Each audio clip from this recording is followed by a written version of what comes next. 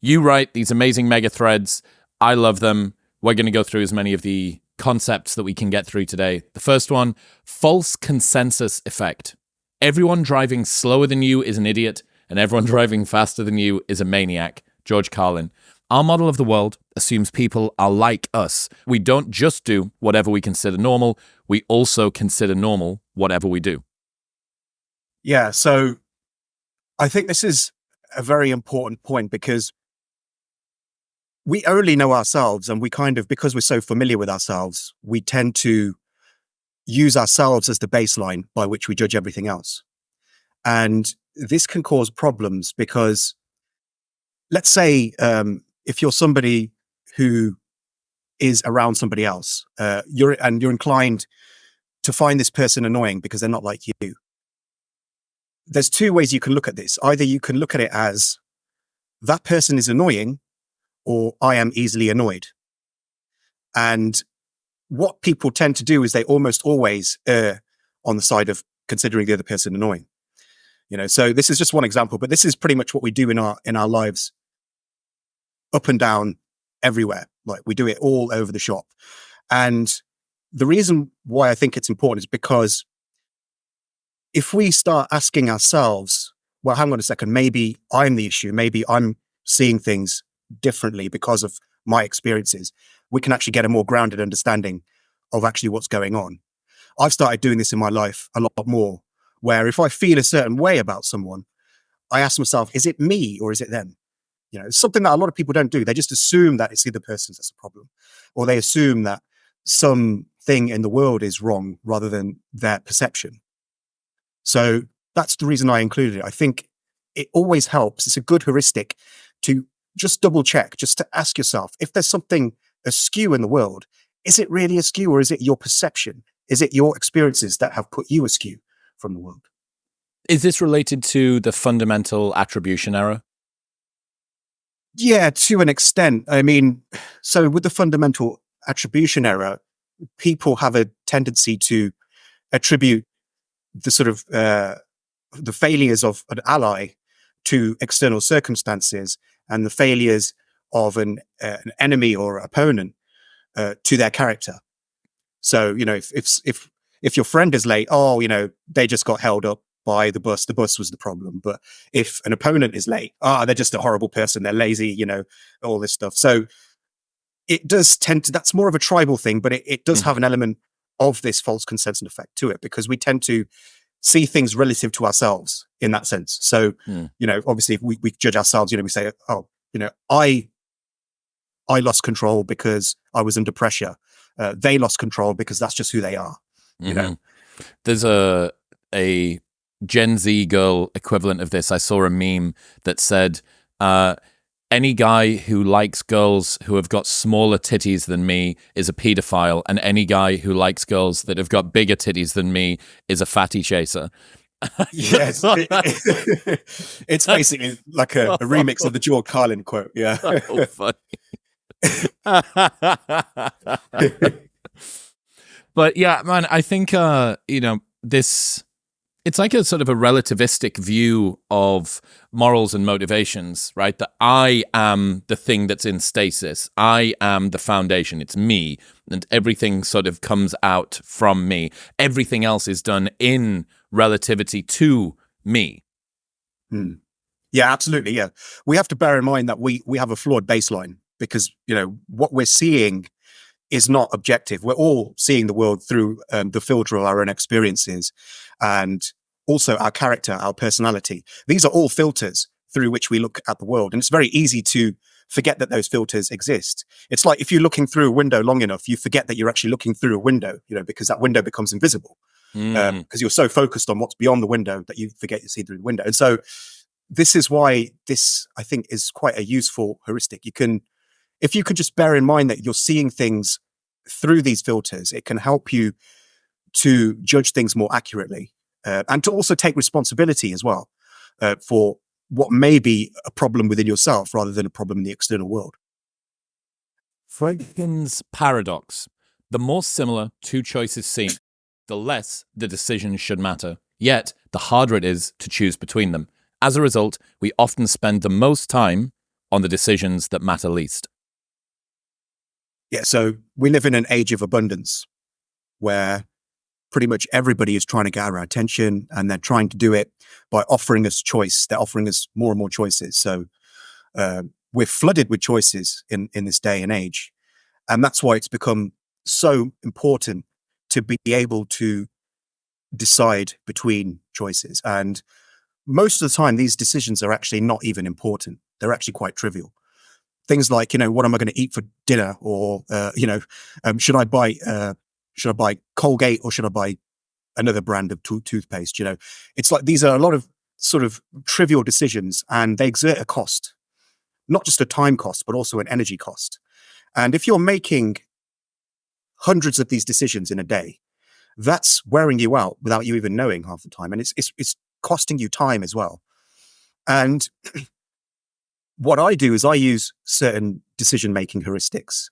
I list quite a few, I think, on my Substack. But, so one of them is, for instance, to always choose the decision that is more painful in the short term, because we have a natural bias to avoid pain in the short term. We'd rather have the pain in the long term because it's so far away, so it doesn't seem as bad. So those are little, that's one sort of heuristic. Another heuristic, and this is actually a really useful one and specific to Friedkin's paradox, which is if you can't decide, the answer is no. And the reason why this is a good heuristic is because of the very fact that we are flooded with decisions. And so we need to actually err on the side of denying rather than approving decisions.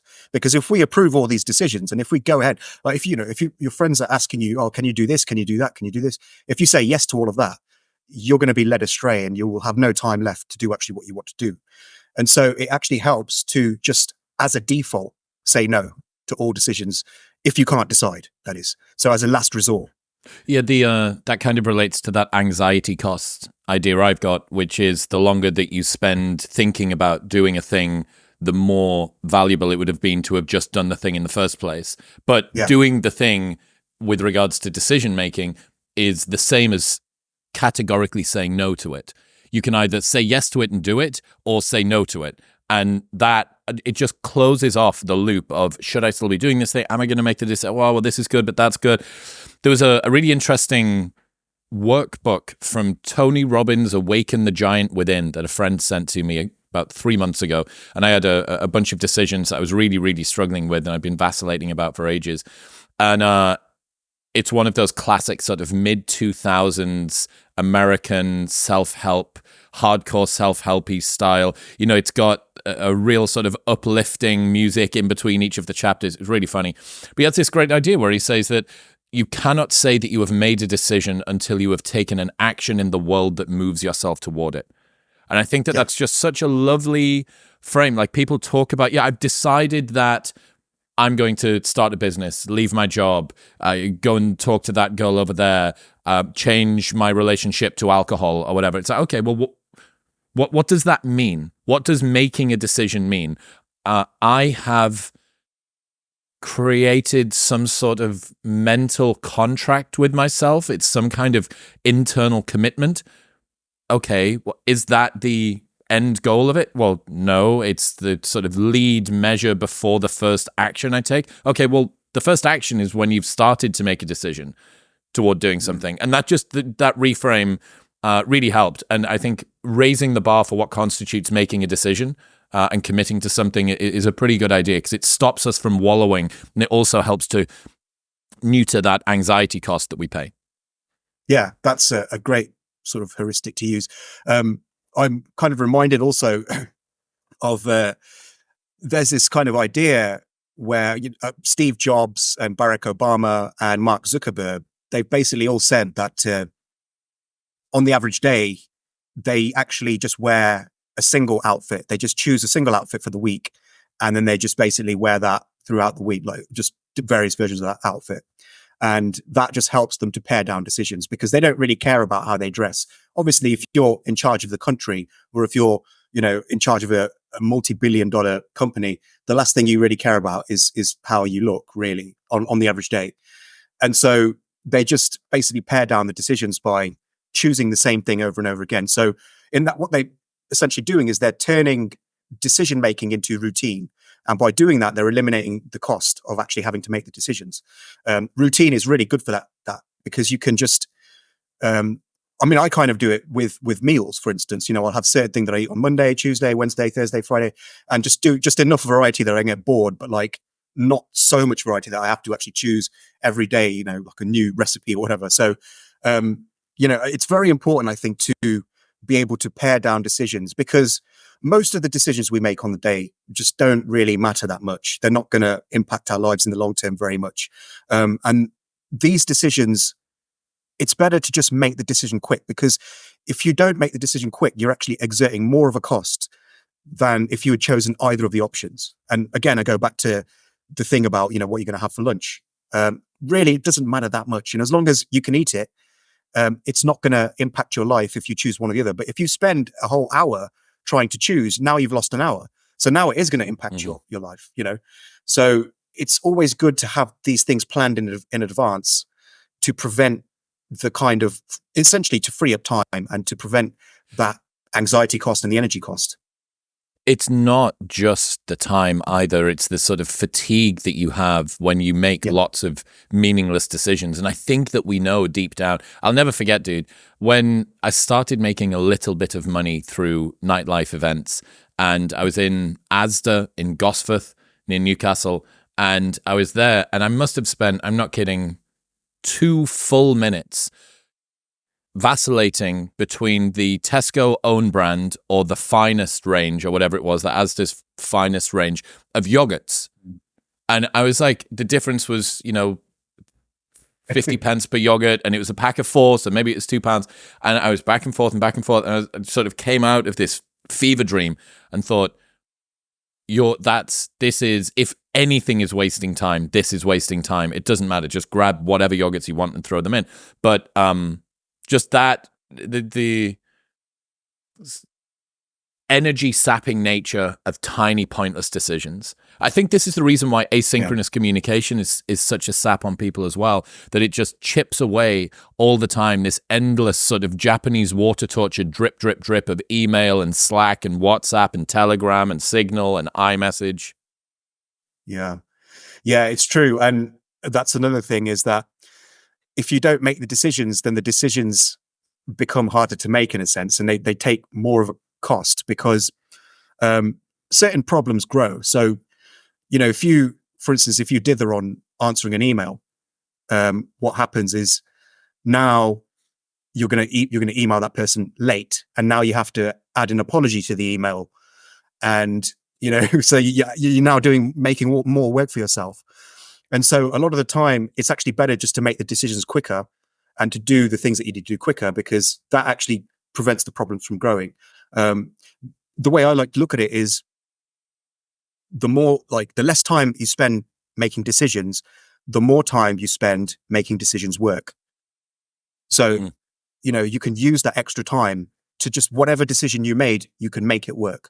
So with your example of choosing different yogurts, if you had spent less time choosing between those yogurts, you could have used that extra time to maybe create a fancy fruit salad to go with the yogurt. Yeah, that's a very silly example, but you can move forward, and you can make you can make hay with the extra time that you save. Basically. Well, there is a small number of decisions that are very, very important, and probably is worth an awful lot of work being spent on them. Am I going to leave this job? Am I going to marry this person? What am I going to do about my finances? Invest in this company or don't? Whatever. Go to this university or not? But we are so sapped by all of the yogurt decisions that the university decisions they get lumped into the same category of effort and a sort of banal grey sludge of, here's another task on the fucking to-do list for today. All right, next one. This is one of mine. The Narcissist's Bedpost. Notice how many times a person uses the words me and I when speaking about a non-personal topic as a good gauge of how self-centered they are. The narcissist can't resist injecting themselves into every story and example, no matter how unrelated or tenuous, because they can't imagine a story that doesn't have them at the center. Yeah, this is a good one. This is actually one that I wrote down because I was planning on adding this to a future mega thread. Yeah, I think it's a great heuristic because I know that the word narcissist is probably overused, but I think it's overused for a reason. And I think the reason is that social media has kind of privileged this I culture, this me culture, where people are trying to present themselves as a product almost. Social media kind of encourages this, particularly Instagram, where you try to present the best self possible. And I think that this has led to a kind of me culture. I think a lot of people now focus on trying to, instead of just getting to know other people, they try to present themselves, get other people to know them rather. And they try to do this in a sense where, they're obviously trying to present their best self. And so they'll see things like a normal conversation as an opportunity to advertise themselves. I've seen this happen so much. I mean, this happens on social media, it happens on X or Twitter, it happens on Substack, and I suppose it happens on probably other ones as well, where you'll talk about something and then the replies will get filled with people talking about how it applies to them and how they manage to use it to better themselves or whatever. So it'll be something like, you'll basically present some kind of heuristic, and then they'll basically say something about how they used it in their life. And I suppose it's natural for people to do that, to relate how it applies to their life. But a lot of the time, it's not just that. A lot of the time, it's actually advertising. People are trying to appear clever. They're trying to appear sort of charismatic. And I think you can actually gauge the degree to which somebody is doing this in a conversation by the number of times that they use the terms I and me and we, or, all those sorts of things, because it just shows that they are either one of two things are happening. Either they don't really have much else to talk about apart from themselves, or they're trying to draw the conversation to themselves. In either case, this is a very solipsistic person, that somebody who is really focused on themselves, either one way or another. So it might not necessarily be narcissism. It could be just natural solipsism. It could be just selfishness. It's a degree of self-centeredness, right? But there's, it's so interesting, man, like thinking about what people actually want in conversations. And I always thought, especially coming from a nightlife background, that the best people in the room were the ones with the most impressive stories, with the ones who... They were the ones that seemed the most cool or charismatic or outgoing or whatever it might be. There's that famous example. Was it Winston Churchill's wife who met the two presidential candidates, and she said that when she sat down with one of them, she left the dinner feeling like he was the smartest person in the world, and when she sat down with the other one, she left the dinner feeling like she was the smartest person in the world? Yeah, I think the point... Yeah, Karen. Yeah, just I recognize that quote. The point there being that it's so important, and what people actually want is to feel like they are interesting. They don't really care about how interesting you are. And it's bizarre that you can make yourself very interesting by doing nothing interesting, by just pointing it toward them. And I had this other idea, which is kind of related to this: inverse charisma. Some people feel interesting. Some people make you feel interesting. And what we think is that we want to be charismatic. And I actually, upon real closer inspection, I'm not sure if I like people that are that charismatic, because a lot of the time the charisma kind of comes along with, how many people do you know that have got actually well-balanced, integrated, sort of holistic, good vibe, chill guy charisma? Very few. How many people do you love spending time around where you just leave and you go, oh man, that was so cool. I got to talk about stuff I never talk about with anybody else, and it was very generative. New things came out of that conversation, even if it was about UFC knockouts or whatever it was. It was generative for both of us, and I was made to feel like my opinions were valued, and I feel like I asked them interesting questions. At no point in that exchange did anybody really use charisma. So that sort of inverse charisma idea, I think, is a good hack, especially if you think that, man, like I'm not that outgoing, I'm not that gregarious, I don't do the funny thing. It's like, bro, that doesn't matter. If you can ask good questions and make the other person that you're with feel interesting, I think that that's actually better than charisma. Yeah, I mean, an argument could be made that true charisma is the ability to make other people feel charismatic. You know? So, like, yeah, I think that's probably one kind of charisma anyway. I suppose there are probably different kinds, but that's definitely one kind of charisma. Yeah. So, yeah, it's next one. interesting. Enthymeme? Yeah. Enthymeme. Yeah. The best propagandists convince people of a lie not by stating the lie directly, but by making statements that tacitly assume the lie as a premise. A mistruth deduced in one's own mind is much harder to guard against than one that enters fully formed from elsewhere. Yeah, so I think one of the biggest obstacles to propaganda is when people feel that they're being propagandized against, and so people put up their guard. And one of the ways to let down that guard and to sneak past it is to make a point that doesn't seem like it's propaganda, but which has propaganda as a sort of crucial part of it. And I see this being done with politicians quite a lot. You'll see that they will talk about certain issues that are that they know are important to the people. And what they do is they use that as a Trojan horse by which to disseminate their propaganda. So, so some people may feel that the economy is very important. I mean, most people would think that the economy is very important. And so what a demagogue could do is that they would talk about the economy, but then they could, if they wanted to, let's say if they were a left-wing politician, then what they could do is while they were talking about the economy, they could talk about banks and the rigged system, like Bernie Sanders often does, and how the problem is the banks. You could sneak in a point about how the banks are not paying their fair share of taxes, but he would do it in such a way that he's not making the point about the banks. He would have the bank point as a sort of peripheral point, because if it's as a peripheral point, it's more effective, because then people, they let their guard down. They're like, okay, this guy's not trying to convince us that banks are evil. He's just making a point about the banks. And so this kind of indirect propaganda, I think, is a lot more powerful than him just straight out saying, oh, the banks are the evil. They are not paying their fair share of taxes. Because if he just says that straight, then people are automatically putting their guard up. They're like, okay, this guy's a left-wing politician. He's trying to convince us that it's all the bank's fault. Whereas if he does it as a peripheral point, then it kind of sneaks into the mind while people are looking at something else.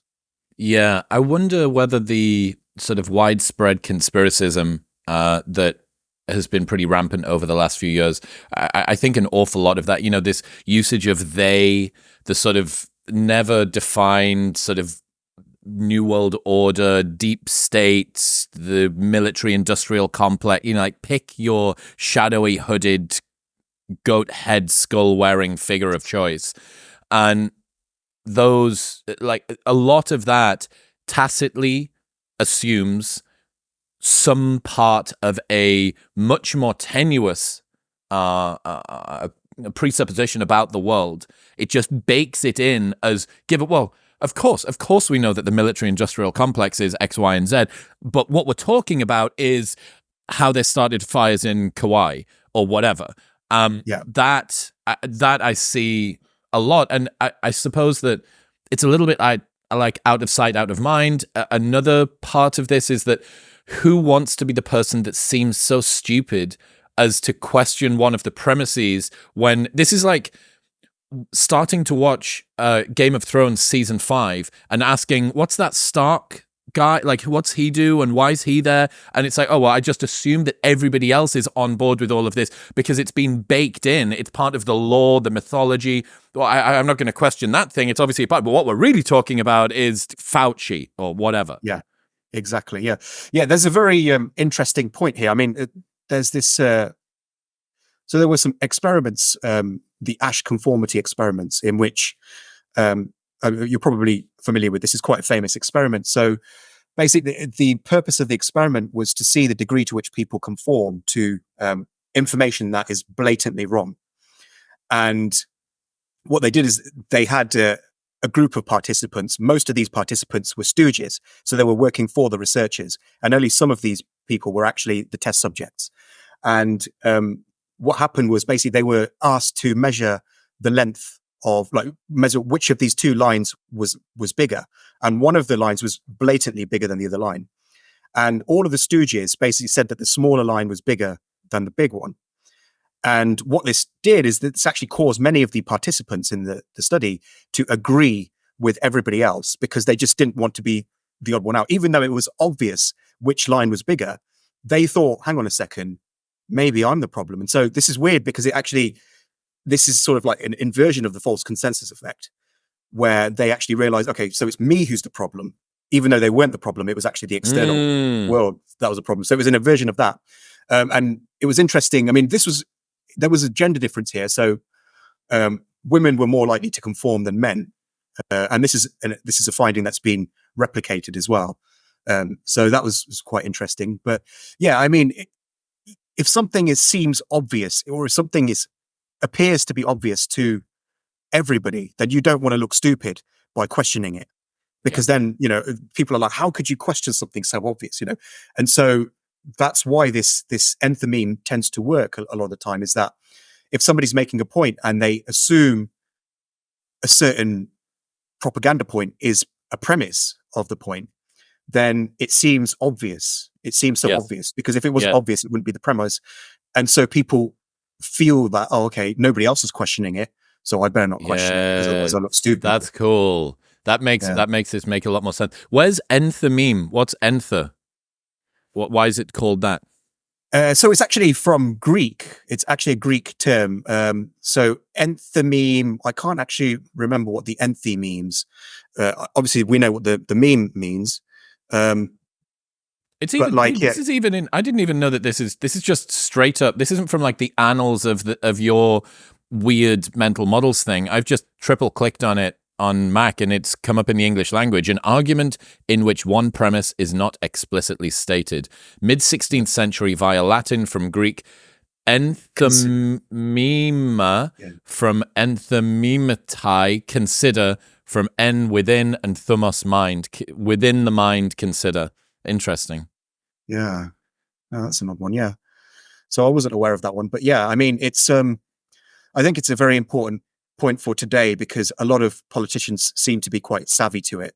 A lot of these politicians are actually quite sort of well versed in rhetoric, because a lot of them went to sort of, these elite universities where they have to speak Latin and Greek, and, they learn about all of these ancient Greek rhetorical forms. And so it's why it's a good idea. I mean, I should probably do a mega thread about these rhetorical forms, because they would probably help people a lot, I think, against politics. I was listening today while I was hooked up to an IV to the Dwarkesh podcast episode he did with Dominic Cummings. Have you heard this? I haven't, no. Dude, it's fucking fire. I got Dwarkesh to intro me to Dominic, so I'm going to try and bring him on the show. But Cummings is basically saying, at least in the UK, I don't know how much the equivalent is in the US, that basically the ministers in the UK they see themselves as talent more than operators. So what they're doing all the time is this sort of bullshit PR, this press. It's always giving speeches, dealing with speech writers. How are we positioning? What's the optics? Who are we going to speak to today? Kiss the baby on the forehead, go to the gala dinner. And they don't actually see their job as making change. They see their job as communicating change. And, when you've got such a priority on output, not outcome, right? Like output. Let's broadcast as much as possible, and no one really looks at what's going on. I mean, that's another type of enthymeme, I suppose, where all of the premises about change is happening, we are doing work, those are baked into the rhetoric that these people are putting out there. And yet, how many years of conservative government are we about to leave in the next few months? Like 15 years, 16 years, 17 years? Yeah. So I think it was around 2006, I think. So, like nearly 20 years, nearly 2 decades of conservative government. Yeah. And Yeah. throughout that entire time, we are doing this and blah, blah, blah. It's like, hey, baked into the premises that you're making change. Like, you've done nothing. You've done nothing. And that's exactly why you're about to get completely sideswiped. All right, next one, which I think is actually related to this. Postjournalism. The press lost its monopoly on news when the internet democratized info. To save its business model, it pivoted from journalism into tribalism. The new role of the press is not to inform its readers, but to confirm what they already believe. Yeah. So, I originally wasn't sure whether the media used to be less biased, but I stumbled across this really great YouTube video by a guy called Ryan Chapman, who actually analysed whether the media used to be less biased, or whether it was just a sort of cherry picking, rose tinted glasses sort of thing. But it actually turns out that the media were less biased back in the day, and this was prior to the internet. This was when the media essentially had a lot of power and they had a lot of money, because nobody else could provide the news. And so they didn't have to be partisan as they are now. They actually could afford to just tell the news because the news was actually a valuable thing back then. But that changed with the internet. What happened with the internet was suddenly anybody could tell the news. And in fact, some people could tell the news faster than the big press organizations because there would be local people reporting on things going on in their vicinity.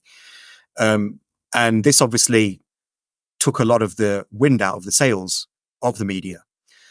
They no longer had this monopoly. And so they had to find a new way to a new business model, basically. And that really ended up becoming less about telling the news and more about confirming what people wanted to believe. And we see it with the New York Times. The New York Times, if you look at some of the New York Times articles prior to the internet, so in the early 1990s, 1980s, you see that it's actually a lot more factual. And there's even the opinion pieces tend to be a lot more factual in their sort of presentation. Whereas now, even not just the opinion columns, but also the actual news itself it's slanted towards a certain angle. And that's because since people can get news anywhere, they have to do something different. They have to do something new. And a lot of these people who are supposed journalists and commentators, one thing that they're very skilled at is, again, rhetoric. And so they use their rhetorical skills to essentially tell stories, very powerful and interesting stories. Construct narratives with persona. Yeah. And it's almost like a kind of TV serial. I mean, we saw this a lot during the Trump years, after 2016. We saw the ways that this changed the New York Times. The New York Times became like a kind of a TV serial in which Trump was like this kind of Saturday morning cartoon villain. And it was like, every article it may as well have just, at the end of the article, it may have well just said, tune in next week to see what, Donald Trump is going to do, So it was like an ongoing narrative about like Donald Trump and what is he going to do next, find out in the next issue of the New York Times. And so, it's why I don't really read the sort of press too much. I mean, I don't want to demean it too much because I do feel that the press is a little bit probably over demeaned. I think that pretty much everybody hates the press, and I think that they are of course they're biased. Every human being is biased, and yes, I think if you do read the New York Times for news, then God help you. But I think it's valuable anyway because it allows you to see what they're doing. It allows you to see what they're trying to convince people of.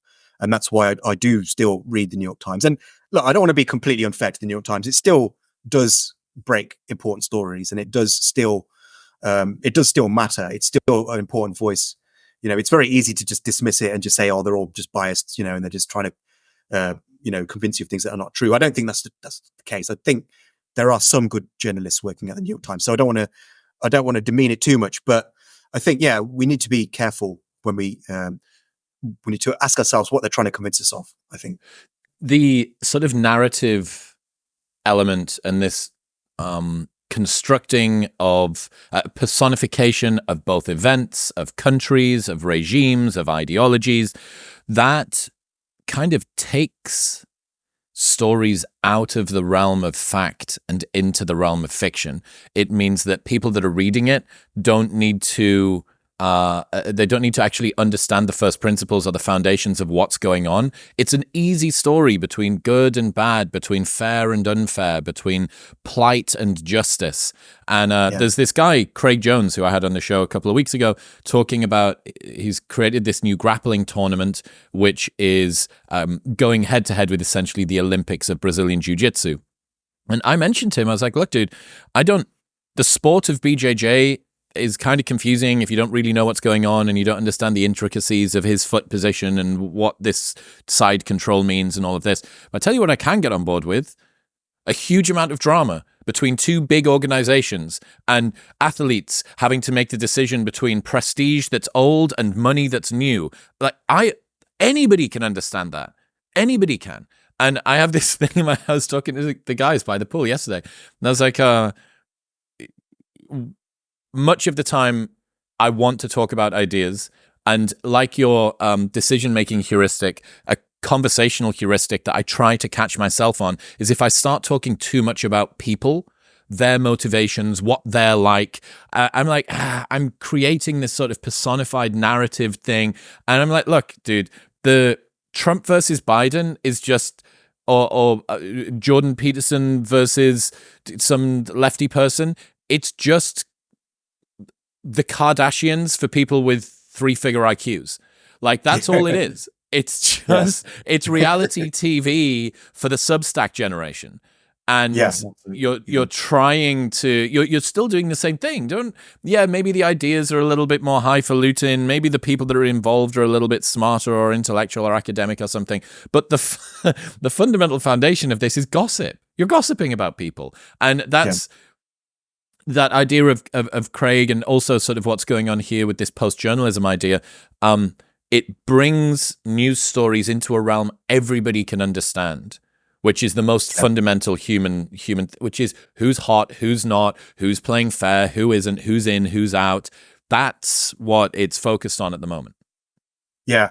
I mean, I've actually noticed this in the ways in which the sort of stories, the sort of press stories are constructed. Like, they actually often use a lot of the same devices as actual literature. So a lot of these, these news stories, they will actually have fictional tropes. They'll have twists. They'll have poetic justice. They'll have irony, like dramatic irony, and all of this stuff. And so it shows that the writers are not telling you the facts, but they're presenting a narrative, which they're basically, probably what's happened is, it might be that they've just watched too many Netflix shows and that they're unconsciously projecting this onto the world when they report. But it does seem that, a lot of the time, if a news story does have some of these literary devices, where you have like a dramatic reversal of events and, then there's a happy ending or something, you're not reading the news, you're reading a story. But unfortunately, those kinds of stories sell so much better. They get a lot more attention. And so they're easier to read as well. Even look at what great nonfiction. We're both big fans of Morgan Housel as a good example. Yeah. Right? Morgan Housel, nonfiction writer.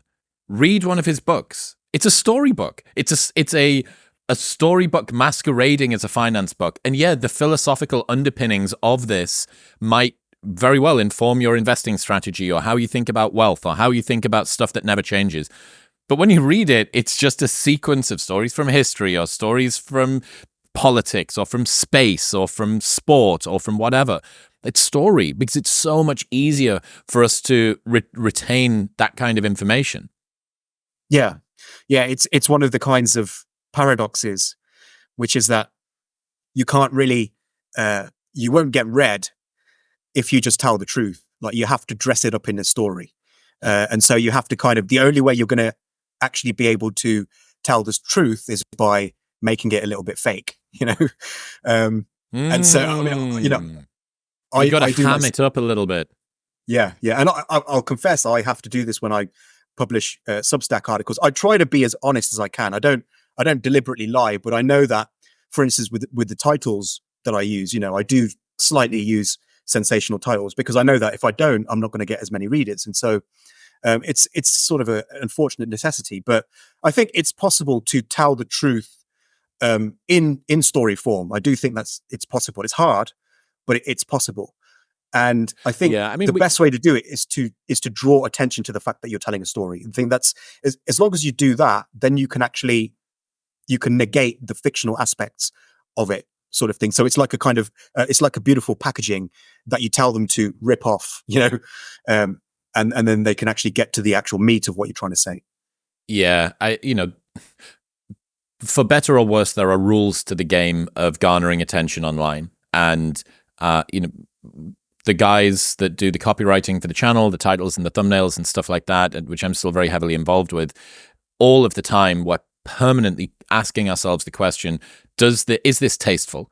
Does this fit within our confines of what we think is acceptable? But we're also thinking, is this engaging and interesting? Is this going to get clicks? And, you can go too far down one angle, which is if you split test any website enough, you end up with porn. But on the reverse side, if you don't play by the rules of the game at all, the ideas that you care about and the message that you think is really cool, no one sees it. So you go, okay, well, I need to do something here. We've got to play within the confines of the game. And this relates, I think, to another one of yours from your most recent thread, which was fiction lag, aka experience taking. When people are captivated by a work of fiction, they unconsciously adopt the traits of their favorite characters. We develop our identities by copying others, and perhaps one reason we enjoy fiction is that it gives us ideas on who to be. Yeah, so this is quite interesting. This is so there's basically experiments actually which kind of show that this is the case, where what they did is they basically got people to sort of consume various forms of fiction. And in one of the forms, there was basically, I think there was a political figure who was a really endearing figure, and they were basically like an activist. And this character I think might have been a suffragette or something, but they basically campaigned for some kind of voting rights, and they, wanted to change the world or whatever. And the people that had consumed this fiction, they then became more likely to vote afterwards. Within the I think what happened was that there was an election a few days afterwards, and the ones that had bonded with this fictional character, they actually began to identify almost with this character and began to vote. They actually went out in the real world and voted. And in another example, that a group of people they browsed fiction featuring a person of an ethnic minority, and they were a very endearing, sympathetic character. And once this person was identified with, the people that had identified with this character became more sort of open and more sort of sympathetic towards people of that ethnicity. So, these are quite small scale experiments, and they're not, I don't know if they've replicated, so I'm going to put a caveat there. But the reason I included it was because I noticed it happening in my own life and in the sort of lives of the people around me. So I feel that it probably would replicate if they attempted. And, when I was young, for instance, I got attached to certain characters, and I would sort of start acting like them in a way and use them as a model, Like, for instance, one of my favorite characters when I was young was Michael Corleone in The Godfather. And I can imagine you as an Italian mobster. Well, that's basically what I try to do. But it was more when I was drunk, weirdly enough. I noticed it was more when I was drunk. It wasn't so much when I was sober. It was when I was drunk. I found myself sort of acting and saying lines from the movie, Be careful what you read. If you read too much Harry Potter, you're going to try and cast spells on people once you've had one too many. But there's three really that are very, very interesting here that I think link together. So postjournalism, looking at using tribalism, creating a sort of us versus them mentality. They're utilizing narrative to drag people together. You've got fiction lag, this experience taking thing. Very rarely were you exposed to the inner workings of anybody else's mind with the level of resolution that you get when reading a 500 or 1,000 page book.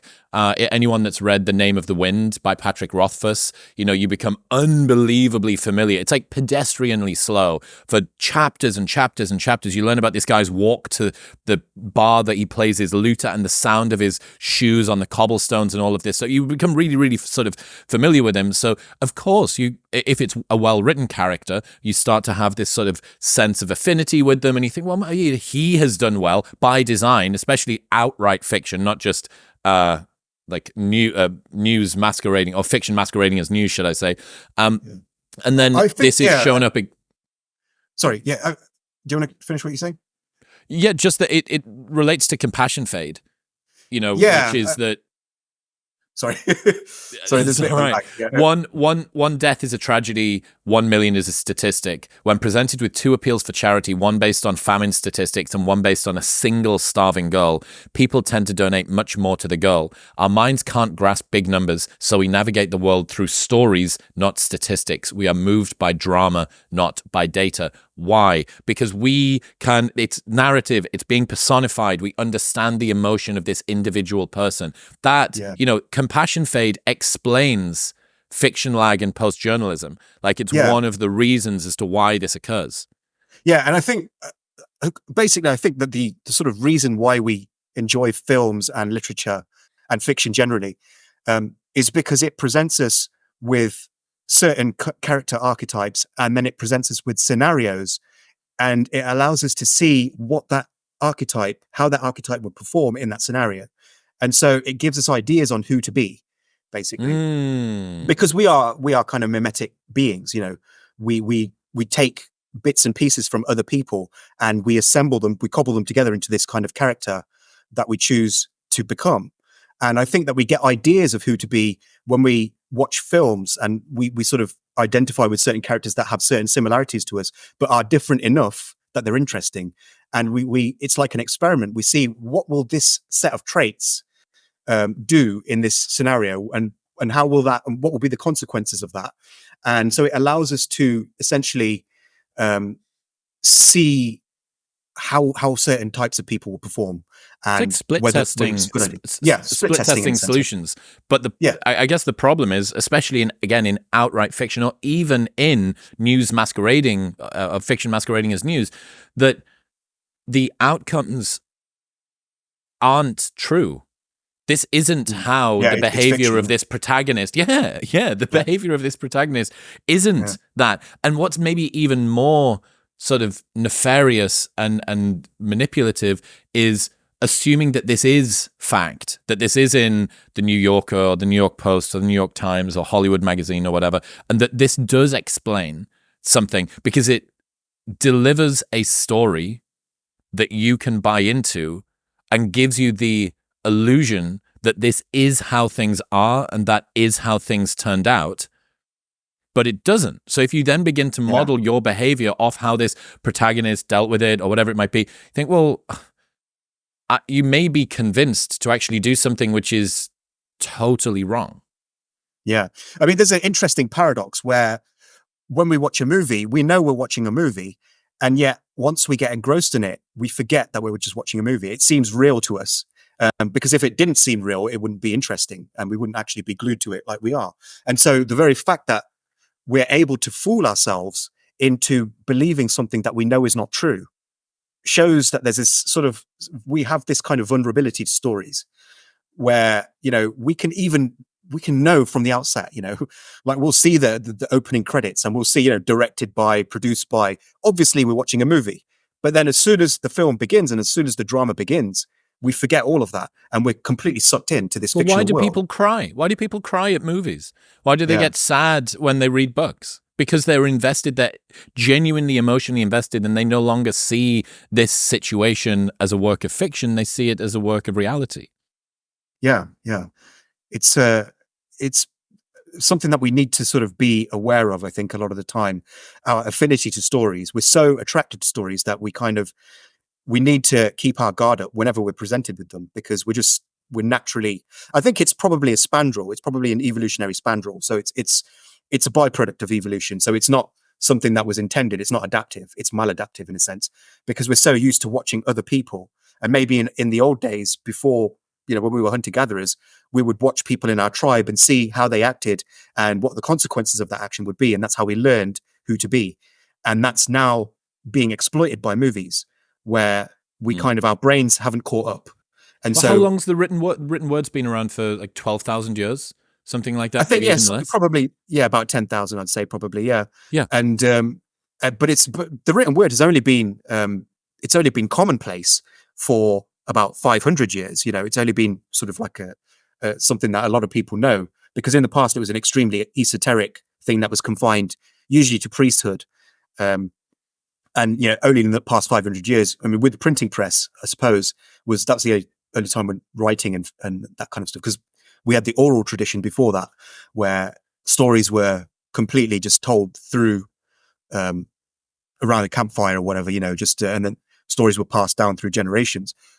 Sometimes the constellations were used as a sort of projector screen, a cinema screen, and they were used to tell stories. But yeah, I mean, I think that part of mythology is to give us moral lessons about who we should be and what the consequences of that are. If you look at Greek mythology, in fact, if you look at any mythology, it tends to deal with this concept of sort of, like hubris and nemesis, for instance, where you have mortals who will act in a certain way and then they'll receive a judgment from the gods. And I think that that's the same thing that we're seeing in movies today, where instead of the gods, it's fate or chance or destiny or whatever. But it presents you with a certain character and says, if you are this character, this will be the consequences of being this character. And that sort of, in our primal hunter-gatherer brain, we sort of associate that with reality. We sort of, because we're so used to watching other people and learning from other people, as I said, we're mimetic beings. And so we get fooled into thinking that these fictional worlds are real in that sense. We think that this is the real consequences of being this way. If you're arrogant, like Icarus, and you fly too close to the sun, then your wings will melt and you'll fall to earth, sort of thing. Yeah. Golden mean. Good character is not about maximizing virtues, but moderating them. To be sensitive without being fragile, confident without being cocky, steadfast without being stubborn, driven without being reckless, focused without being obsessed. Yeah, so I think trying to be a good person is kind of being the opposite of a movie character. So movie characters tend to be very exaggerated. They tend to have very sort of almost, they tend to be caricatures, because they have to be larger than life in order to be interesting. And I think that, in fact, what we were just saying is actually quite interesting, because really, if you want to be somebody who's successful and charismatic and all that kind of stuff, it's not to actually emulate the movie characters. It's not to do what the movies are designed to do. It's actually to do the opposite. So fiction lag can actually be a bad thing in that sense. It's better to actually have a smaller than life personality, in a sense, not to be too much of anything, but to have moderation in all things, because that prevents, because all of these character traits can be a weakness if they're taken to excess. Even the best character trait, even if you're extremely compassionate, for instance, like if you have a little bit of compassion, you'll be a nice person. You'll be a good person. You'll also be well liked because people like compassion. But if you have too much compassion, then you will end up giving everything you own to other people, and you'll be left with nothing. For instance, or you'll spend your whole day on social media crying about all the suffering in the world. And so, every single good attribute that a person can possess, it's possible for them to have too much of it. And the original golden mean is Aristotle, right? Neither a vice of excess nor a vice of scarcity. Yeah, that's true. Yeah, and I think it's a very powerful idea, because it's very easy to just get one trait or a couple of traits and just to run with it and try and maximize it. We live in a world where everybody's trying to max things. You've got like looks maxing and health maxing and all this different maxing thing. There's a culture of maxing. And I think that really we should focus less on maxing and more on moderating. I think that's more important, because, even health maxing is I don't think a very healthy thing, ironically enough, because if you spend all of your energy on trying to be super healthy, and I think of Brian Johnson here. I actually respect Brian Johnson. I think he's doing a great thing. He's obviously a guinea pig. He's a self-confessed guinea pig who's trying out these new things. So I can understand why he's doing what he's doing. But if you try to live that kind of lifestyle just to be healthy, you actually lose out on so many things that make life good and worth living. And, like he has like, I think a 2-hour skin routine every morning, and I've seen his daily routine where he just spends like, 5 hours just going through the rounds and doing all this stuff. And I'm just wondering to myself, like, he's obviously trying to live long enough, he's trying to maximize his longevity, but he's actually, in a sense, reducing his longevity because he's actually, although he's living longer, his life is shorter because he's not actually doing the things he wants to do. He's spending so much of that time doing banal, arduous sort of things, And again, I'm not going to knock him because I think he's fantastic. I think he's contributing to the knowledge of the human race with the things that he's doing. He's contributing to longevity science. But if you were to do that just purely for longevity, for your own longevity and nothing else, it would be bad because you'd be missing out on your life. You wouldn't be living. And so you're actually shortening your life. And so... Yeah, he's a sweetie, man. He's in town this week, actually. He's in Austin this week. So I've got a nut pudding dinner with him, I think, tomorrow or Thursday. And he's a real sweetie. I met him in Roatan a couple of weeks ago. He's been on the show and he's nice. That being said, the way that I see Brian, the way I've kind of sort of conceptualized, I've told him this, I think he's kind of like a scout in an army. And I am more than happy for him to go behind enemy lines, put himself, his time, his money, his effort, all of that out there in an attempt to try and find out all of this stuff, and then come back and tell us. Tell us what you found when you looked over that ridge and, you saw all of the army and where were they moving and what was going on. But it wouldn't do to have an army full of scouts. You don't need that. And you also don't want to necessarily be a scout yourself. It's an extreme position to be in. And what you want to do is then get that and integrate the pieces, the highest value pieces, into your value set. The same thing goes, in many ways for Alex Hormozy. Like Hormozy is an absolute outlier when it comes to work ethic. The guy is unrelenting, and that's great. I want him to push as hard as he can and come back and tell us what he found. Tell me what it's like to do 12, 16-hour days, 7 days a week for years at a time, and let me know what you've come up with. That's very, very important. But both Brian and Alex are outliers with their particular psychological makeup and their desire and their passion and the enjoyment that they get from doing those things. Inherent, we spoke last time about telic and exotelic pursuits. And for them, something which for many other people would be exotelic, for them is telic. And I think that just realizing, okay, so what gives me pleasure? Well, I want to live longer, right? Okay, but is the dopamine that you get from finding out some slightly different methylated version of cobalamin B12, is that really where you get your sort of greatest sense of pleasure from? Because that might be for Brian. Or is really locking yourself in a large cupboard with no windows, wearing a nose strip, pumping yourself full of nicotine and writing for 6 hours from 6 a.m. every single morning, is that really what you want to do? Or do you want to work out how to be able to get 2 really great hours of writing done once a week? And that's using the extremes, using those people. But going back to the sort of obsession, this difficulty with the golden mean, and I remember where I was when I first heard it. I was driving again through Newcastle on the way to the gym, and it made me think about dieting. So throughout a lot of my 20s as a gym bro, I would, hard cut for Ibiza this summer and I'm going to get shredded. And it was very easy to be in full on degenerate bulk birthday cake for dinner mode, bro, or to be in absolute obsession, tracking the calories on MyFitnessPal mode. Like, those two worlds are very easy to be in. If I put a packet of biscuits in front of you and say you can eat none of them or you can eat all of them, both of those are kind of easy decisions. If I say you're allowed to have 2, it's like, that's impossible. I can't have 2.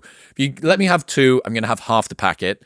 If you let me have none, you let me have all of them. Both of those are quite easy. But there is something about, and I think, the story that we tell ourselves about the identity that we have. Who am I in this moment? What am I sort of contributing to? A solution, and I find myself in this, I'm saying it like largely to myself. I'm quite an absolutist creature. I have a lot of obsession about things that I want to do, and I want to dedicate myself to them. One of the ways I found that I can toggle this a little bit is to try and periodize. So to say, okay, I am going to be super, super focused on dialing in my diet and the nutrition and the calories and all the rest of it, but I'm going to do it for 3 months.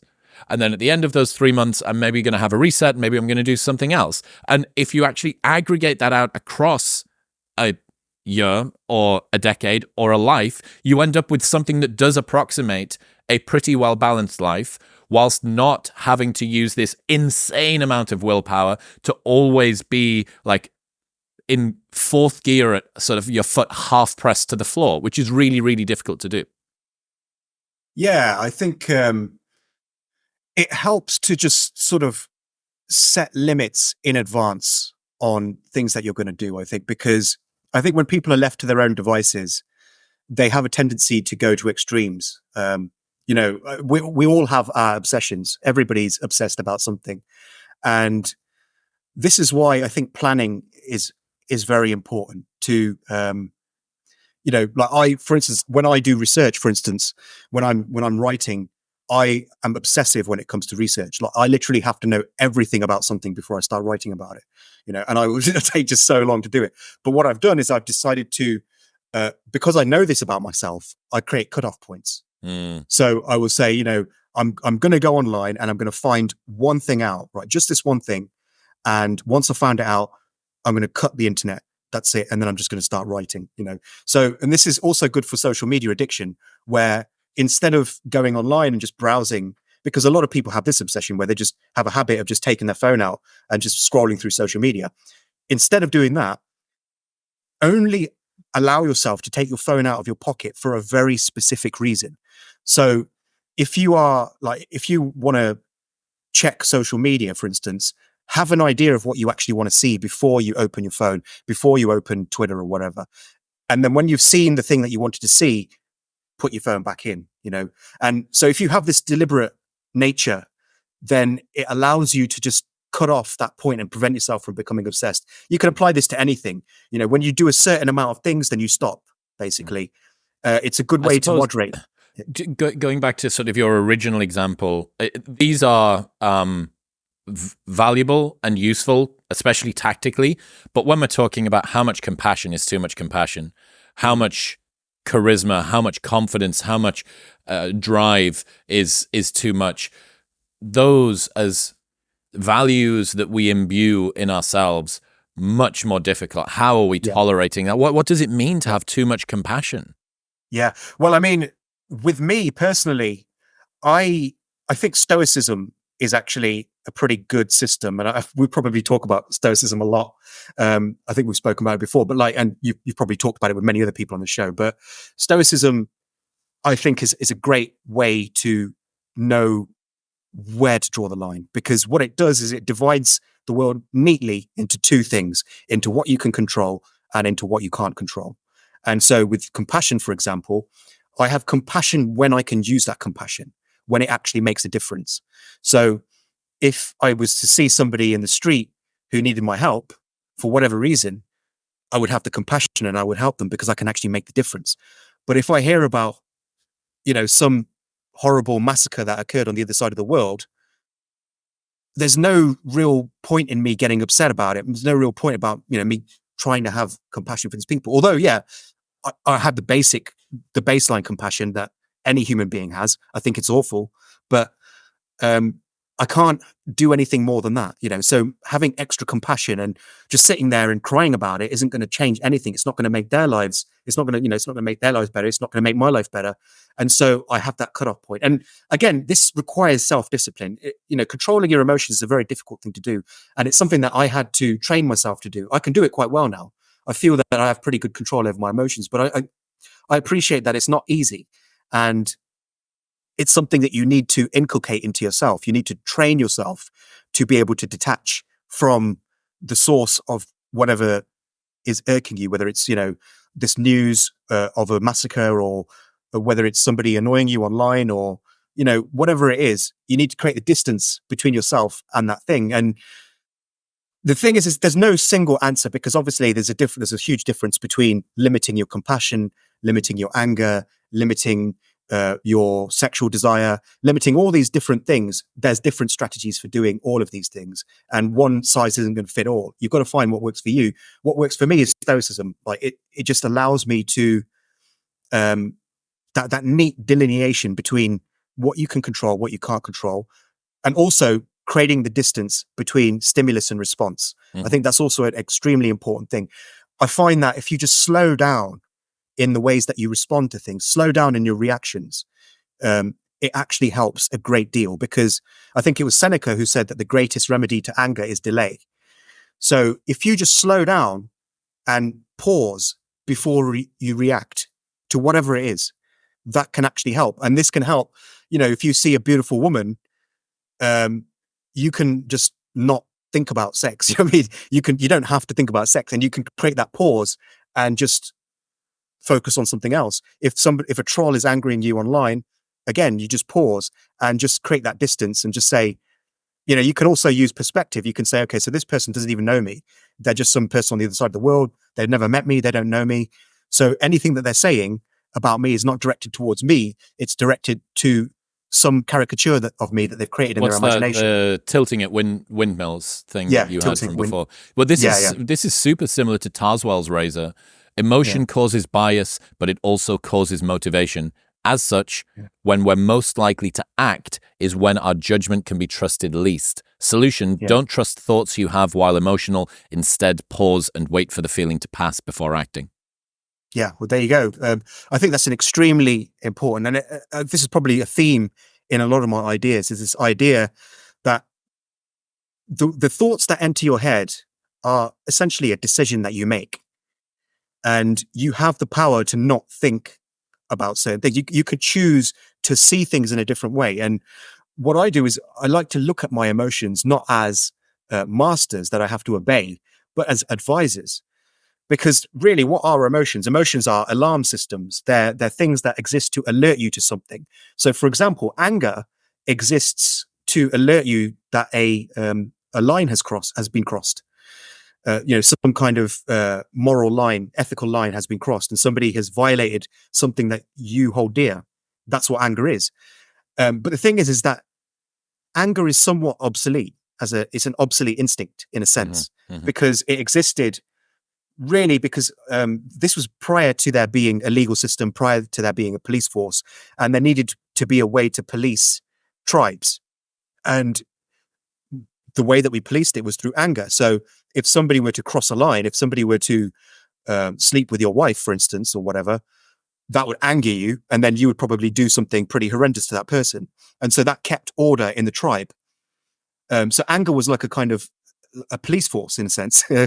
But now we actually have a real police force. We have a real legal system. So that can take care of people crossing lines. So we don't actually need to get upset about it too much. We don't need to get angry as much, because we get the dispassionate police to sort that out for us. And so it's somewhat of an obsolete instinct. I'm not saying it's completely obsolete. There is still a use to anger, but it's not as useful as it used to be. And so when you understand this, when you understand why anger exists, it allows you to create that distance between yourself and the feeling of anger. And you could do this with love. You could do it with sadness. You could do it with anything. I mean, humor, everything, So you understand why that emotion exists. And then that allows you to see it more as a construct, as something that evolution has programmed, rather than as something that you must obey. And so I think that's a good way to create that pause, that distance between stimulus and response. Taleb's got this interesting quote where he says, the world is broken up into two groups of people, those who don't know how to make money and those who don't know when to stop. And that little bifurcation about, I was thinking as you were talking there, the world sort of being split up into people who can't stop listening to their emotions and those who don't know how to or don't respect them. You've got the sort of cognitive cerebral horsepower preying at the rationality people for whom they probably need to actually allow more of that emotion to come through. They don't use instinct or gut particularly well. Everything has to go through a multiple checklists spreadsheet before they can do it. And then the other side, the people who need a little bit more mindfulness gap. They're people who need to not just act on impulse quite so much. And, this is, again, it's that golden mean. It's finding this balance, not a vice of excess, nor a vice of scarcity. All right, next one. Package deal ethics. If I can predict all of your beliefs from one of your beliefs, you're not a serious thinker. Being pro-choice and being pro-gun control don't necessarily follow from each other, yet those who believe one usually also believe the other. This is because most people don't choose beliefs individually, but subscribe to packages of beliefs offered by a tribe. Yeah, so you'll be quite familiar with this one because that was actually a quote by yourself that you read there. This is also, I think, it explains a lot about the current political landscape. So again, right, this goes down to this idea that time is limited, energy is limited, and this cognitive horsepower is finite. And so people have to take shortcuts in their beliefs. And one of the ways in which they take shortcuts is they, instead of analyzing every belief that they have and trying to make a decision on whether they're pro-gun control or anti-gun control, whether they're pro-life or pro-choice, or, whether they're sort of pro-tax, anti-tax, all of these different separate things, instead of analyzing them all, which would take a lot of time, a lot of energy, a lot of anxiety, they instead decide to just adopt packages, just whole packages of beliefs, like a ready-made, oven-ready belief system, where all they've got to do is just, take out the packaging and then just crack it in the oven. And there you go, and there's no real effort required. So, that's the one thing, but it also comes with another advantage, which is that it also gives people tribal belonging. So if you have the same package as everybody else, it makes you feel like you belong to that group and you feel a kinship with other people who have the same package as you. And so it allows people to form identity groups around these packages. And so these two advantages, the fact that it's much less costly to have a package belief than to have an individually analyzed belief system, and also that it gives people a sense of belonging, is why you will find that people's beliefs are very, very easy to predict. If you know their beliefs about gun control, you'll be very likely to predict their beliefs about healthcare, about abortion, about economics, about immigration, all of these things which are not really related. I mean, some of them are loosely related, but a lot of them are not. For instance, right-wingers tend to be against immigration, and yet right-wingers are also pro-freedom. So, there's a contradiction there. And also, right-wingers tend to be against abortion, and yet they're pro-freedom on the whole. And so, there's a lot of these kinds of contradictions that you see. And this shows that, these people aren't reasoning themselves into these individual beliefs. They're just adopting these umbrella sort of beliefs. One of the most remembered insights, I think it maybe even the first ever episode that me and you did, was that an absurd ideological belief is as much a show of fealty to your own side and a threat display to the other as it is a ideology that you imbue or some sort of philosophy that you live by. And I keep coming back to this term I think that we came up with, which was an unreliable ally. So if I know that you're with me on gun control, but I know that you're not with me on abortion, the next time that something appears when Donald Trump gets convicted, or there's this debate that occurs about COVID masks or about lockdown or about immigration or whatever, I think, well, I'm not really too sure what Gwynder's going to say here, because, he was with us on that one point, but on the other one, he really wasn't. I'm a bit unsure about that guy. So the idea of an unreliable ally, that sort of person, it is likely that you're going to be ostracized from the group. It's likely that there's going to be pressure placed on you by members of that group to no longer be as sartorially bespoke in your ideology, and instead just put the onesie on, zip it up, and we know where you stand. You don't need to worry about Gwynder. He's a good guy. We've got him. Don't worry. He's locked in. He's always there, always with us, always sort of toes the line. And just the pressures. The pressures are so huge dude, to do this, especially in a atomized world where everybody wears the opinion pageant, where everyone wears their opinions on their sleeve. It is so compelling for people to do that. And I think one other element is I had as a bunch of heuristics to work out whether or not your favorite content creator is actually telling the truth. When was the last time that they surprised you with one of their takes? And this is why, love him or hate him, I think Sam Harris is an interesting person to follow, because I don't always know what his take's going to be. Something occurs. He can quite happily be like pro-vaccine but anti-lockdown. He can be anti-woke but anti-Trump.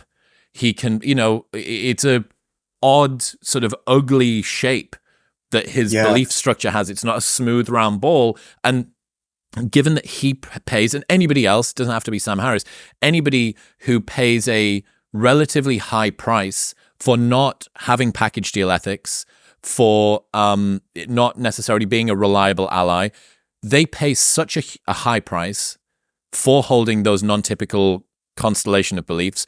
You have to assume that they at least believe what they believe, or they think that they believe what they believe, because otherwise they would just do the easier route. They would get the backing of either the left or the right or the gun people or the abortion people or whatever, but they don't. So that's the last time that someone you follow surprised you is a good heuristic. Yeah, I mean, in your recent conversation with Sam Harris, actually, you used this brilliant term. I'll get onto that in a moment. But it was this idea that basically, so Sam is kind of like, he angers the left and the right.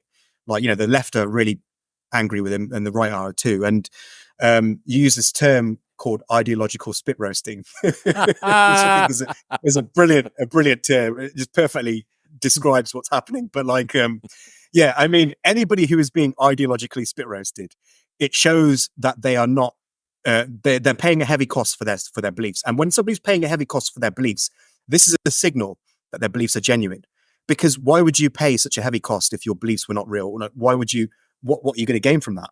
And so when you see people who are attacked by both the left and the right, this is usually a sign that you're dealing with someone who's sincere, unless they've done something completely egregious, But if they're being cancelled by the left and the right for something that's not illegal, and it's just something that they've said or some opinion that they hold, this is usually a good sign that they have some integrity, because it takes a lot of integrity to basically go against either tribe, knowing that the amount of flack you're going to get from the left and from the right. So this is sort of one thing that I look out for in people.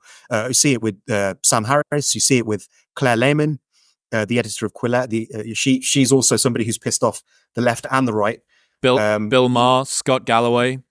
Yeah. And also, I suppose you and I also, to a certain extent, we'll, if you look at our reply section on Twitter, you'll usually see both left wingers and right wingers who are angry with not us, very complimentary all the time. Yeah. All right, next one. Rothbard's law. If a talent comes naturally to someone, they assume it's nothing special and instead try to improve at what seems difficult to them. As a result, people often specialize in things they're bad at. Yeah, so this is an interesting one. I mean, it's one that's hard to really experimentally verify, right? Because obviously this is something that really is a very gradual and a long-term thing that happens in people's lives.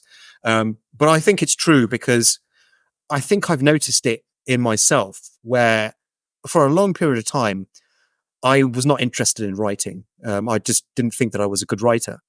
And the reason I didn't think I was a good writer, I think, was because I was just kind of, again, I was looking at things from my baseline.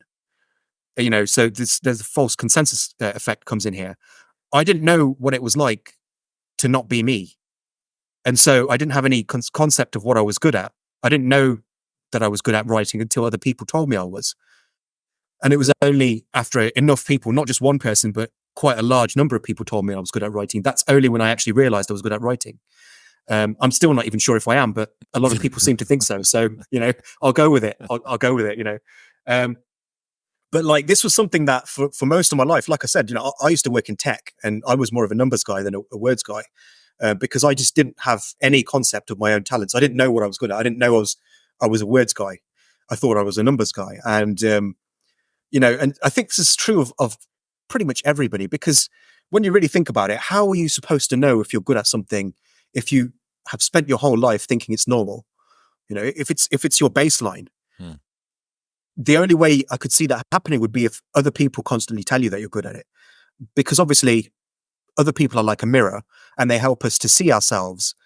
And if you're like, for me, I mean, when I grew up, I didn't really have anybody to tell me that I was good at writing.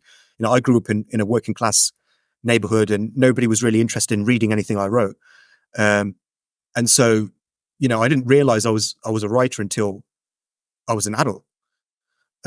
If I had known earlier, sooner, I probably would have doubled down on it earlier. But yeah, I think that this is something that it's why it's important to get feedback early on from other people and to find friends who are willing to read your work or listen to your music or whatever it is you're doing, and to give you honest feedback, because that can help you to really see things that you have a blind spot for. We all have blind spots with regards to ourselves. And the only way we can really learn these things is through other people.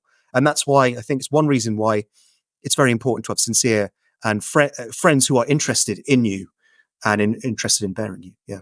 Ryan Long, the Canadian comedian that lives in New York, sent me that Rothbard's law from yourself and said that he finds himself doing this all the time. He's unbelievably good at comedy and writing sketches. He does things that he's like the sketch version of South Park, kind of, that he's able to sort of call out both left and right. He's very much sort of a blind spot poker.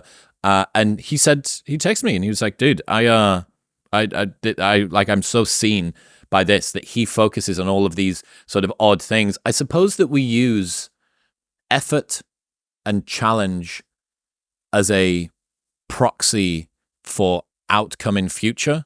And if something comes easily to us, we assume that it can't be of great value on the other side. I suppose there's certain pursuits in which, if you play sport, the outcome is very quantifiable. It's a sort of an obvious metric. But really, I was thinking as you were talking about, imagine a 7'7" guy that was somehow born on a desert island with no other humans around him. Is he tall? Well, what does that mean? What does it mean to be tall when there is no one to be taller than, when there is no bell curve of average height? What is tall and what is short? Tall and short only exist in relation to other people. And it's the same with this talent. And then look at Michael Jordan, like left basketball to go and play baseball, and then kind of got obsessed with golf.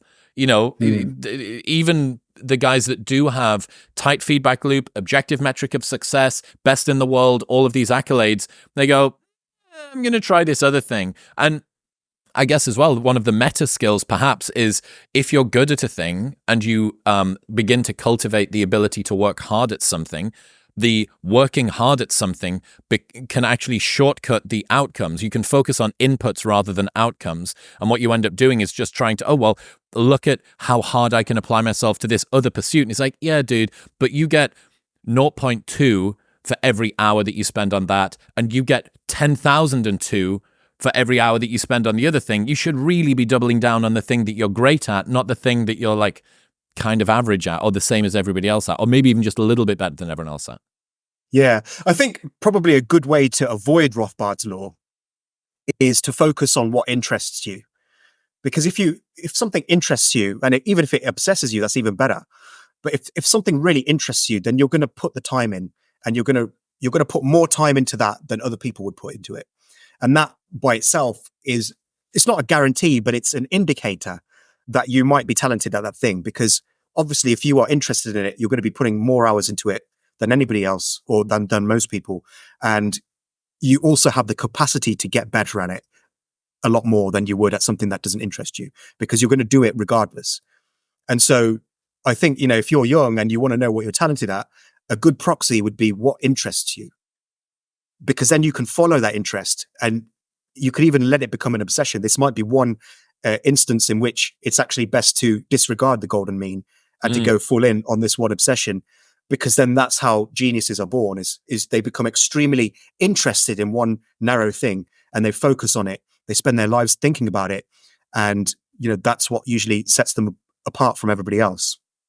Champion bias. We assume winners have the best advice, but those who win rarely examine why they won, while those who lose often regretfully dwell on their mistakes. So you'll often obtain the best advice on winning, not from winners, but from losers. Yeah. So I noticed this like when I was reading autobiographies and of successful people.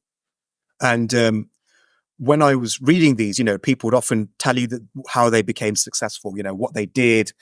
And a lot of the time I just thought, nah, these people don't actually understand why they were successful. And maybe this is also, it kind of ties in a little bit with Rothbard's law in that people are not really aware of what they're actually good at. And so they kind of misconstrue why they're successful. They tend to sort of underestimate what they're actually talented at and overestimate what they're not talented at. Because when people are successful at something, they tend not to really question why they were successful. You only really question things when things don't go your way. Obviously when you do things well and things work out, instead of questioning that, you're going to be busy celebrating. You're going to be like, And also there's another bias where people tend to think that if they did well, then they're going to overemphasize the importance of talent as opposed to say luck. So there are a few biases which are going to ensure that somebody who is successful at something is not going to truly interrogate it. On the other hand, if you have somebody who's failed at something, that's going to eat at them for a long period of time. It's going to create regret in their heart. And that sour note is going to provoke them into thinking over and over, turning over in their minds what went wrong. They'll be having sleepless nights about, oh my God, how could this go wrong? And they'll interrogate themselves about it. And so they will often have a much better understanding of why they failed than the successful person would about why they were successful. I think this is a general rule. It's not true in all cases, but I think it's a good general rule to hold. I think it's easier. Also, another thing is it's easier to work out why something failed than why it succeeded, because usually it's also it's more important. I think it's more important. I think that avoiding pitfalls is more important than expediting success. Far more people have unforced errors and fail out of something than have insufficient success. Like insufficient success is usually a byproduct of too many failures. And if you say to the person, what was it about your business that caused it to go bankrupt? They will be able to tell you all of the ways that you could go bankrupt. And from that, you can learn how to not go bankrupt. So many, this is the same, especially in content creation, so many of the pursuits that you're doing, unless you're in VC and it's like build it, ship it, get it to a 10 million run rate, sell it, fuck off. So much of it is just a marathon. It's like, okay, so what you're looking to do is, what are all of the ways that people who didn't keep going were forced to stop? Avoid those, and you kind of all that's really left is success. Yeah, that's it. Yeah, I think this sort of goes to the idea of like, instead of trying to be right, try to be less wrong, basically. So it's easier to do that because you can spot the pitfalls and then you can just avoid those pitfalls because there is no secret to success other than just avoiding mistakes and just being consistent in your work. That's really the best you can do. Avoid the mistakes and just be persistent. Those two things. And so I think, if you just set yourself up to try and find the secret to success, you're going to find that it's actually very banal. It's very mundane. There's not actually much you can do other than basic things to be successful. You just got to have that persistence. And don't fuck up. Yeah, basically. And so the real sort of wisdom is to be had in finding the mistakes to avoid. That's where the real sort of juice is. And that's a very fertile land. There's so much there to learn because there's so many different types of mistakes that you can make. Well, one of my favorite questions that I ask guests on the show is, what do most people get wrong about X? Because the question of how do people do Y better is very, very open and kind of fluffy, and you just usually elicits a much more boring answer. But the question, what do most people get wrong about protein consumption? What do most people get wrong when it comes to understanding stoicism? That it makes everyone's eyes light up because they go, oh, wow, like I get the opportunity to really call out all of these fucking errors that people keep on making. And I think that we all know deep down that avoiding pitfalls is way more important than, like, just never multiply by zero. If you can keep not multiplying by zero, you will end up with a large number eventually. But, the best example of this, you can spend all of your time working on your diet, ensuring that your house is free of mold and that you've got 4-stage reverse osmosis filtered water and you macros and everything's organic. And one day you decide to drive your car without a seatbelt on, and you're in a car accident, and now you're very dead. It was all of these big numbers, big number, times big number, times big number, times zero. Game over. Yeah. Yeah. It only takes one critical mistake for everything to go to shit, basically, Yes. And yes. so, you could do everything else really, really well. But if there's one thing that you just get wrong, it could completely upend everything else. And so for that reason, avoiding mistakes is a lot more important than trying to find some secrets to success, which just doesn't really exist, I think. Anchored to your own history bias. Your personal experiences make up maybe 0.000000001% of what's happened in the world, but maybe 80% of how you think the world works. That's from Morgan Housel. Boomers and Gen X had wildly different experiences of how the economy works, and this gave them different dispositions, worldviews, and political preferences. Yeah, so this is a very interesting point because it kind of fits in a little bit with the false consensus effect. Again, we only know the world from our perspective and from our experiences. Everything we see is filtered through our life's experiences, and that's our model of the world. Basically, that's everything we understand about the world we have seen through our own eyes, and this creates blind spot because what we've experienced. I mean, if you consider that, life has been, around on this earth for about 1 billion years, right? And, we are a tiny sliver of that. We're so tiny, like our lifetimes, that we're almost like a sheet of paper, like, sideways, just trying to edgeways, seeing it there. We're, as Vladimir Nabokov said, we're a brief crack of light between two eternities of darkness. That's our life, right? And there's a massive amount of life and just existence that we have no concept of because we live in this tiny, tiny sliver of time. And not just time, but also space. We only occupy just a dot on a dot. So we have this kind of, we occupy so little time and space in the grand scheme of things that our world is always going to be skewed and completely, it's not going to be a representative sample, in other words, of what's actually the case. So Morgan Housel uses the example of the economy. So the boomers would have seen a flat, would have seen stocks. The stock exchange would have been pretty flat for the boomers. And they would have assumed that that's the norm. They would have assumed that's what the economy does. But that's because their sample was tiny. It was just one lifetime, one human lifetime, which is negligible. It's not even a fraction of a representative sample. And then you look at, say, Generation X, and for them, the curve, the graph goes up. So the stocks shot up. And there was a big boom in the 1980s, and so the economy behaved completely differently. And so for them, that was what the economy does. It's just the natural state of things. They assumed that's what nature was. And we saw a lot of a resurgence of the ideas of Ayn Rand, Reaganism, Thatcherism in the 1980s, because of this idea that that's what stocks do. Stocks just go up, just free market. But then if you go back in time and you go to the times of Roosevelt, Roosevelt was a very different economy.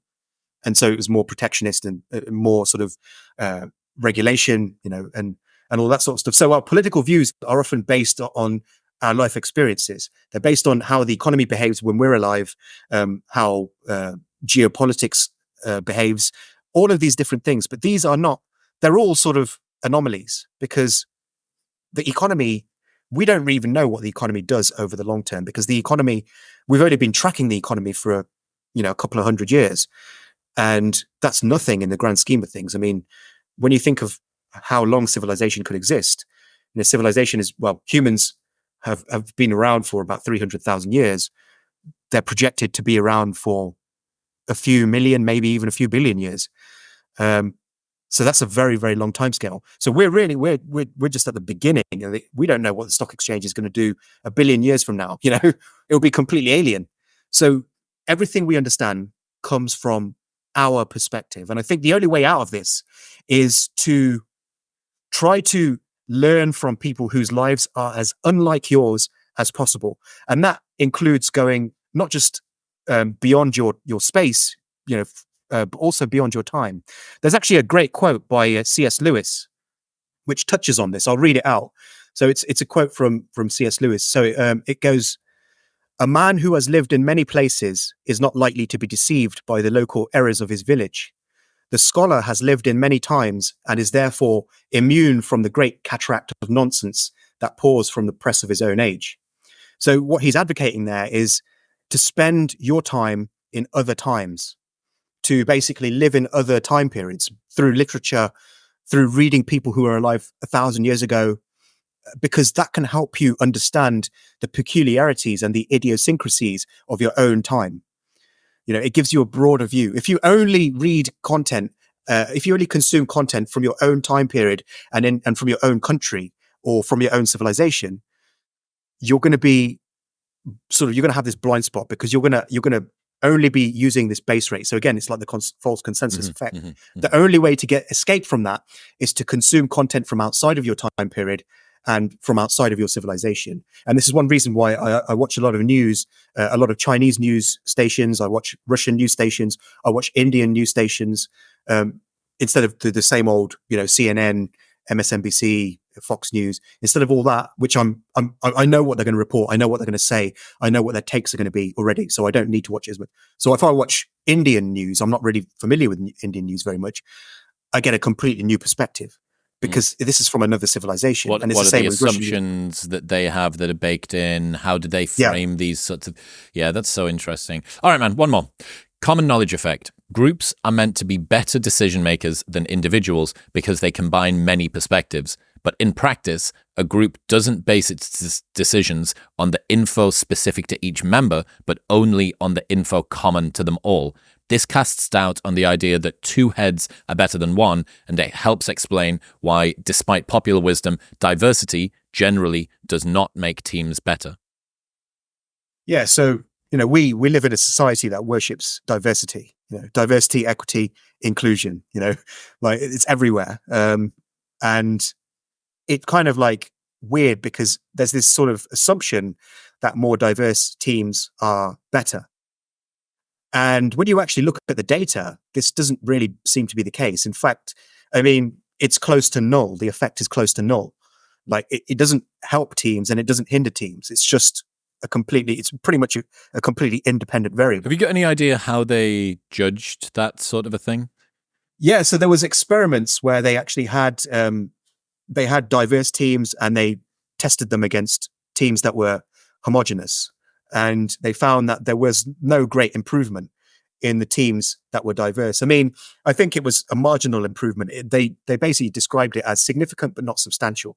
So that means that it wasn't null, but it wasn't actually, the effect size wasn't really anything to write home about. And if you look at like other studies, you'll find some studies which have shown that there is a small, like a moderate improvement in diverse teams over non-diverse teams. But then you'll also find other studies which show that there is actually that being diverse actually hinders a team. So this meta-analysis found that overall there's not really any real relation.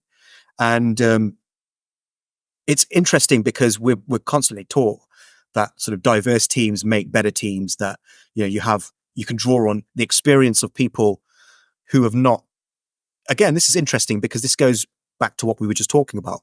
So these people have different backgrounds, and so if you have different backgrounds, then you're not as likely to be, in theory at least, you're not as likely to be sort of blinded by your blind spots because you have other people to see these. But that's not what happens in real life. When you have a team, teams have a very specific dynamic. They don't operate in ways that we think teams would operate. The theoretical way that we would think that a team would operate would be, we would think that everybody would use their expertise and they would pool it together to create this sort of super expertise that, is greater than the sum of its parts. But that's not what happens. Instead, when you get people in a room together, they don't make decisions based on their own specialist knowledge most of the time. What they normally do is they make decisions based on consensus. And consensus is obviously what all of them have in common. So it's actually the opposite of what the theoretical model of teamwork is. Mm-hmm, mm-hmm. And so this is a bit of a problem, because it means that if you have diverse teams, then the sort of advantages of diversity are lost in the team. Because if somebody has a diverse experience, if somebody has a very different experience to everybody else, it's not going to be integrated into the decision-making process, because the others don't recognize it. They don't agree with it because it's alien to them. And so it ends up being the case that people end up making consensuses only on the things that they share in common. And so really, diversity doesn't matter. It doesn't actually make much of a difference. It doesn't hinder the team in particular, but it doesn't help the team either. And so it's interesting, because it's a spanner in the works of the whole, diversity makes teams better sort of narrative, which is everywhere, literally everywhere at the moment. I think it's the sort of thing that, off the top of your head, it sounds like it would work. Well, there's different perspectives, and people are looking at problems from alternate points of view, and someone is coming in with a different kind of experience, and this different experience may give us a novel insight or solution to whatever the challenge is that we're facing. So, it's kind of surprising that it doesn't work in that way. I mean, it can work in some contexts. So, diversity can be good in some contexts. So I think it's good to have a diverse friend group, for instance, because then when you have one-on-one conversations with each of these friends, you learn new things that are completely different from your own experiences. And it allows you to grow in directions that you ordinarily wouldn't be able to grow, because you have access to information that's outside of your experience. So in that sense, diversity can be good. And maybe in some working context, it can be good. Obviously, if you are working in translation, for instance, diversity is going to be excellent, because then, you have more languages to draw on and all that kind of stuff. And, so there are some instances in which diversity can work. But as a general rule, diversity in itself is not going to help a team when those teams are making decisions based on consensus. And that's what most teams do.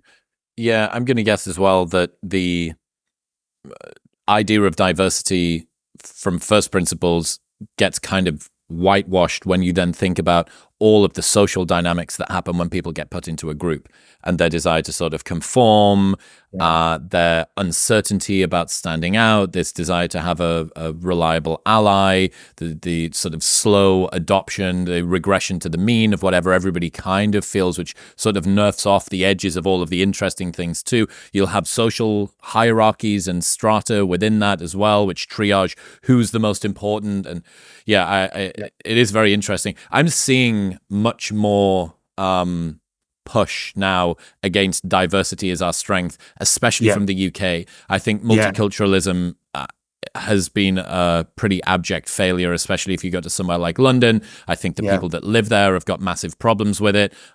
It's becoming more of a problem in the US, but it's mostly abstract for people. They just don't like the idea of things being diluted down, but it's being felt very front and center, I think, by British people. And, I'm starting to see this kind of conversation happen more, whether it's about small microcosms at work, whether it's about entire sort of nationalities. Obviously, it's related to a big immigration push that's happening at the moment. But yeah, fascinating stuff, man. Dude, look, let's bring this one into land. I appreciate the hell out of you every single time we get to speak. I have so much fun. What are you working on next, and where should people go to keep up to date with the stuff you're doing? Yeah, so I'm working on my book. It's going to take a bit of time for that to get done, so I don't want to talk too much about that right now. But I'm also publishing on Substack. I've got a new article coming out soon, which is going to be quite a memorable one, I hope. So the best place to keep track of me is at my blog on Substack, which is gurwinder.blog. I'm also active on X or Twitter, whichever you prefer.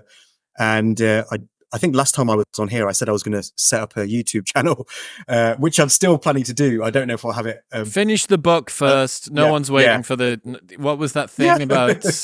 What was that idea? Don't focus on the stuff that you're not necessarily good at. fucking Tarswell's Rothbard's law. Don't Rothbard's law yourself. Stick to writing words until you've got the book done. Dude, I appreciate you. Everyone should go and subscribe. You're one of the few Substacks that I pay for, and I can't wait to see what you do next. I look forward to bringing you on again soon. Always a pleasure, Chris. Thank you. If you enjoyed that episode, you will love a selection of the best clips from the podcast over the last couple of months, and it's available right here. Go on. Give them a watch.